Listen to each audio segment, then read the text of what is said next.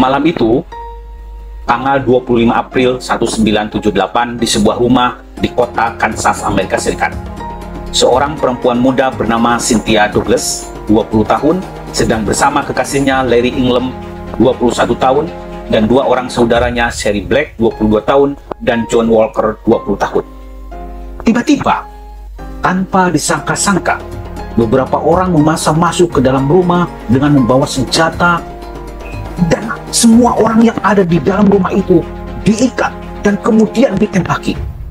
Semuanya tewas kecuali satu orang yang bernama Cynthia.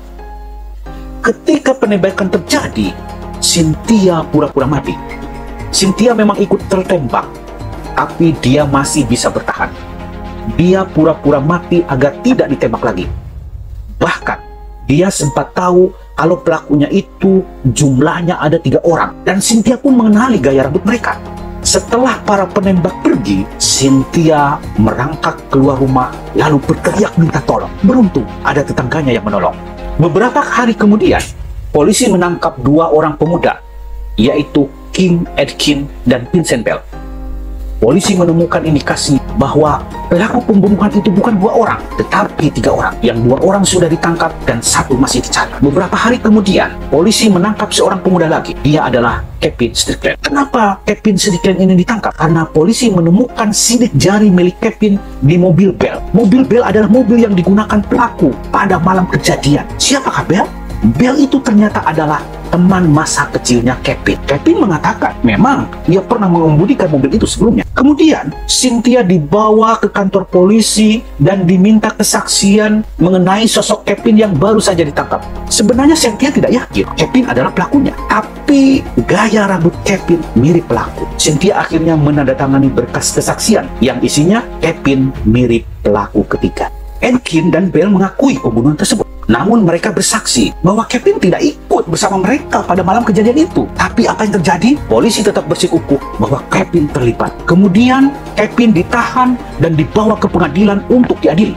Kita sama-sama tahu, di sistem hukum Amerika, seseorang yang mengaku bersalah tidak perlu diadili di depan dewan juri. Cukup oleh hakim saja yang langsung membuat keputusan. Sikap mengaku bersalah itu bisa mengurangi hukuman. Sedangkan Kevin tidak mau mengaku bersalah, maka ia harus diadili di depan dewan juri. Pada waktu pengambilan keputusan, dewan juri menemukan jalan buntu. Ini terjadi karena waktu polling, dewan juri yang menyatakan Kevin bersalah dan yang menyatakan Kevin tidak bersalah jumlahnya sama. Akhirnya, proses persidangan kemudian diulang, lalu kemudian dibentuk kembali dewan juri yang baru, dan hasilnya Kevin diputuskan bersalah. Kevin pun dijebloskan ke dalam penjara. Ini terjadi pada tahun 1979, dan pada saat itu status Kevin masih bujangan dan masih berumur 18 tahun. Sejak ditangkap lalu diinterogasi polisi, lalu kemudian di pengadilan, bahkan sampai di penjara puluhan tahun, Kevin tetap pada pengakuannya bahwa ia tidak bersalah. Kevin bersaksi bahwa pada malam kejadian pembunuhan itu, ia sedang menonton televisi di rumah bersama ibunya. Kevin mengakui memang kenal dengan 2 pelaku penembakan itu. Dan bukan hanya kenal, Kevin mengakui bahwa itu adalah temannya. Namun, Kevin menyatakan bahwa pada malam kejadian, ia tidak bersama temannya. Justru, sikap tidak mengakui perbuatannya itulah yang membuat hukuman Kevin menjadi tambah berat, yaitu vonis hukuman seumur hidup.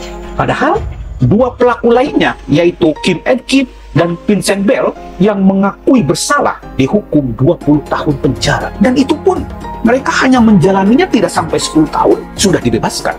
Ibu Kevin yang bernama Rosetta Thompson merasa putus asa dan merasa bahwa tidak akan berkumpul lagi dengan sang anak. Demikian juga dengan kedua adiknya Kevin. Mereka masih menengok Kevin di dalam penjara. Kebetulan lokasi penjara tidak jauh dari rumahnya, hanya sekitar 40 menit kalau naik mobil. Penjara itu terletak di kota kecil Cameron yang letaknya di utara kota Kansas, Amerika Serikat. Beberapa tahun kemudian, Cynthia berumah tangga, punya suami, punya anak, punya cucu, dan 2 orang pembunuh, yaitu Kim Edkin dan Vincent Bell, juga sudah lama bebas. Sementara Kevin masih menderita dan ia masih mendekam di dalam penjara.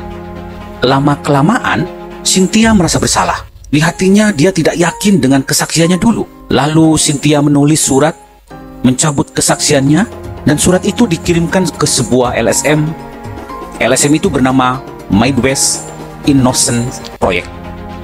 LSM ini adalah sebuah organisasi nirlaba yang didedikasikan untuk membela orang yang tidak bersalah. LSM itu kemudian turun tangan, termasuk melakukan pengusutan ulang. Kemudian harian terbesar di kota itu, yaitu The Kansas City Star, juga melakukan investigasi. Cynthia diwawancari ulang, dan Cynthia mengatakan waktu diinvestigasi bahwa ia merasa ditekan ketika diperiksa oleh polisi. Akhirnya, LSM itu mengirim surat ke pengadilan agar Kevin dibebaskan. Dan hasilnya, pengadilan menolak. Tidak sampai di situ. LSM juga mengirim surat ke Gubernur Missouri, Mike Ferguson. Sang gubernur juga menolak dan mengatakan itu tidak prioritas. Beberapa tahun kemudian, Cynthia meninggal dunia karena sakit. Cynthia membawa perasaan bersalah sampai ke kuburnya. Sementara di lain pihak, ibunya Kevin juga semakin tua. Harapan anaknya bebas sudah tidak ada. Pada tanggal 21 Agustus 2021, ibunya Kevin meninggal dunia. Sementara Kevin sakit-sakitan di dalam penjara. LSM terus berjuang untuk membebaskan Kevin. Peninjauan kembali kasus ini dimungkinkan atas permintaan jaksa Jackson County yang mengatakan bahwa bukti yang digunakan untuk menghukum Mr. Kevin telah ditarik oleh Cynthia Douglas. Akhirnya, lewat perjuangan yang melelahkan dan berpuluh-puluh tahun, pada tanggal 23 November 2021, Hakim James West membebaskan Kevin setelah dipenjara lebih dari 42 tahun. Kevin tentu bahagia.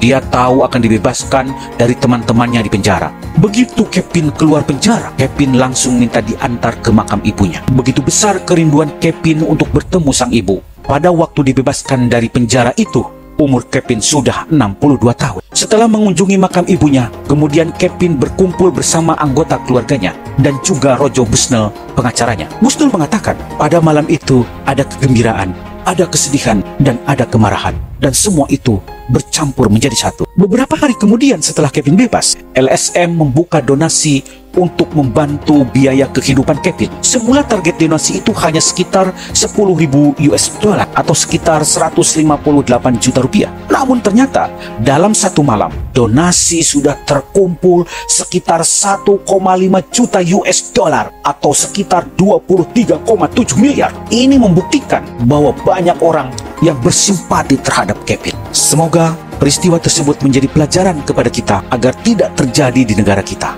Terima kasih sudah menonton dan sampai jumpa di video-video yang lainnya.